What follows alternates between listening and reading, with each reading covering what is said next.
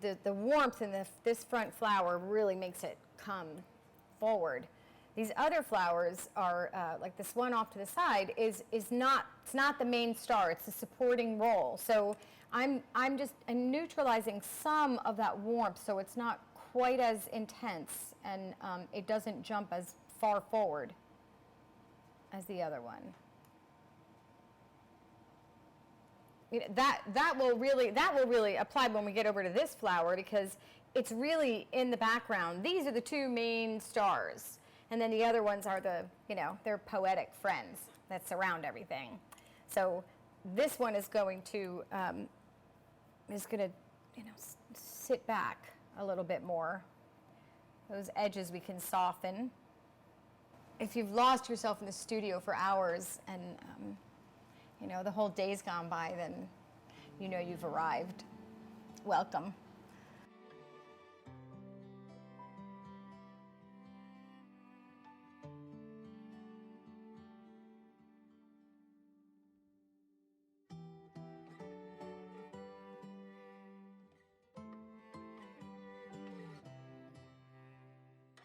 Okay, I'm going to switch to a smaller brush and get into some of this leafy area.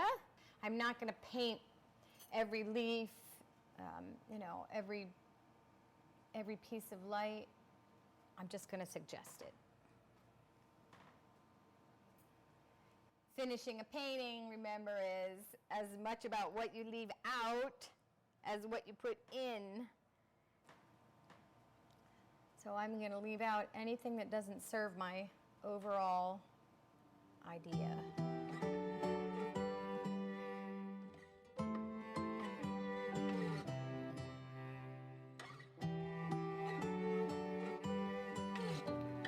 Add some dark greens in here. This purple's a little intense.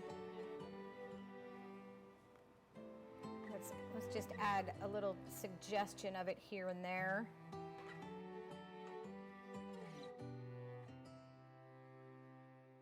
I'm feeling like this purple in here is really, gets lost with what's going on in there, and I'm going to see if I'm going to try something else in there. I like this a little bit better. It's a little bit cooler.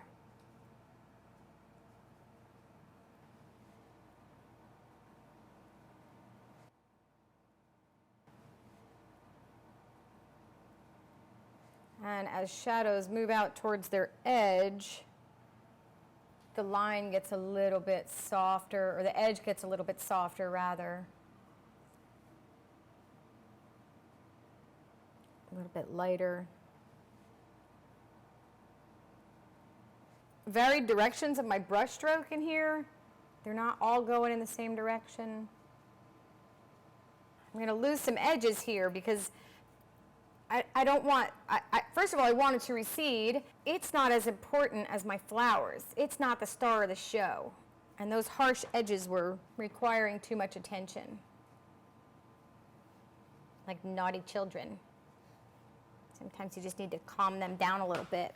So I still want a little more light in here because I want to walk an eye in and get them up and around and then keep them in there. But I got to get them in there. So what can I put over here that might add a little, I don't know, a little interest to the eye to get it to move in that direction.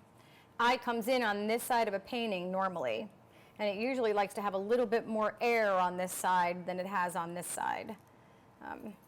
I have, this big focus and this big focus. Let's mix up something that is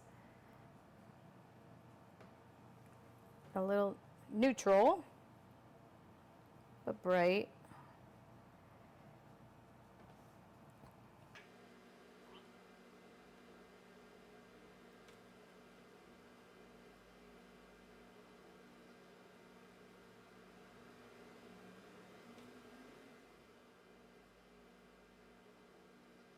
I cleaned my brush and pulled the yellow out of there, but I just want to soften this whole area up a little bit. So I have a dry brush that had a little bit of yellow left on it. This edge I want to make softer, I pulled the paint out of my brush. Soften that. Oh, see, look how pretty, look how fun that is. Zoop! Look. Oh, that's such a pretty stroke. I kind of made it up, but, you know, that's half the fun of painting.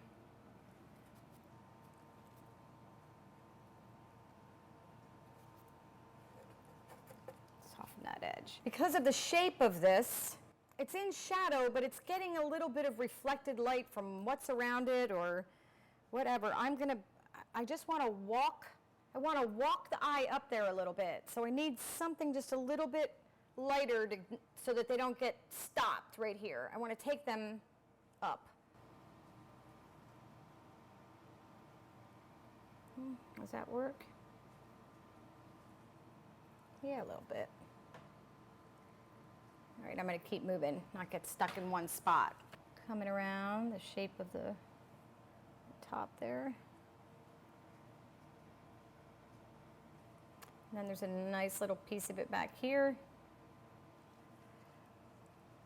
And there's a nice piece of it right here. I'm not putting a lot of pressure on my brush when I get back here because I don't want it, I want it to sort of just fade right out there.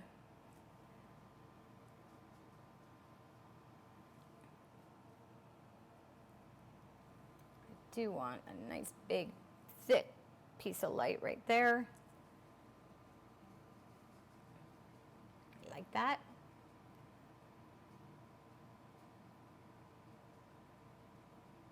Soften the edge. I pulled the paint out of my brush, softening that edge. Let's suggest a stem in here. It's pretty dark in there, but let's just get a little variation going on in there. I don't have to draw every stem, but I can suggest it. I could suggest something in there.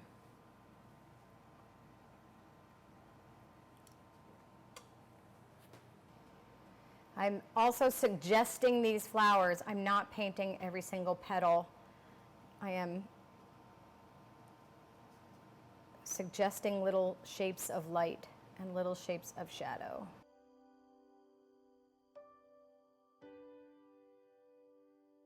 This shadow's too dark.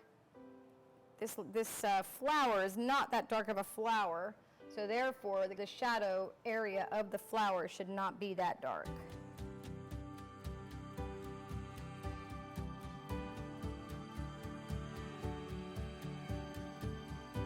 Come over here and do the same thing.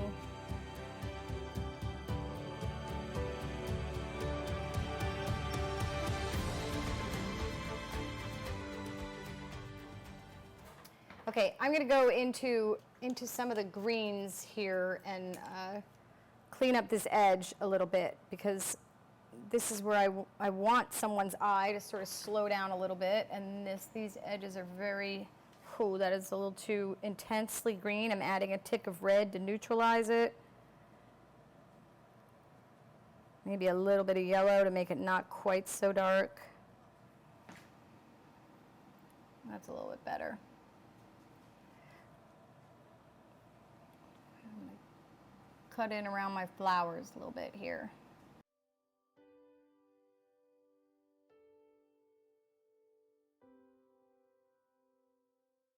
All right, I'm going to do the same thing with my background.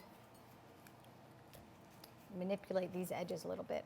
I feel like I need another piece of light here. I want another piece of light here. So I am going to suggest a leaf. It cuts in and is in the light.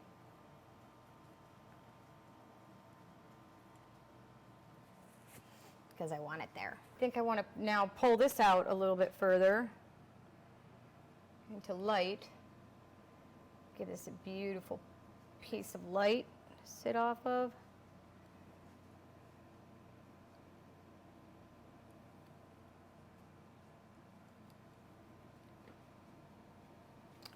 I have some pretty serious green paint under there.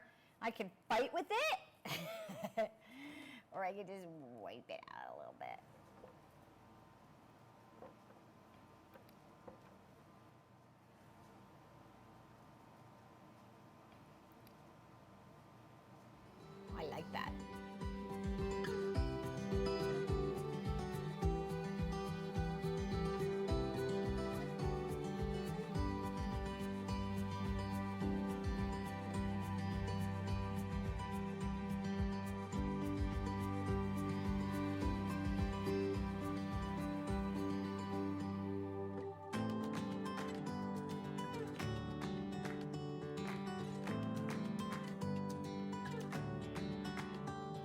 So today we worked from a photograph. I think one of the most important things you can learn from today is that make that photograph your own. Don't copy it. Do some sketches and determine how you want to lay it out on the canvas. What's important? What do you really want to show? What can you leave out? That's equally as important, if not more. Don't underestimate the power of suggestion. You don't need every line. Horizontal lines expand, vertical lines slow down the eye. So use that in your brushstroke, vary it. Warm colors are going to come forward, cool colors are going to recede. I also changed some things in here. I changed the color of this vase to suit my color harmony, and that's mine to do, and it's yours to do. So if you don't like what you put down there first, don't be afraid to try something else. I put down that peachy thing, and then I covered it in a greeny thing, and then I ended it with kind of a yellowy thing, and I kind of like the thing. Experiment. Have fun.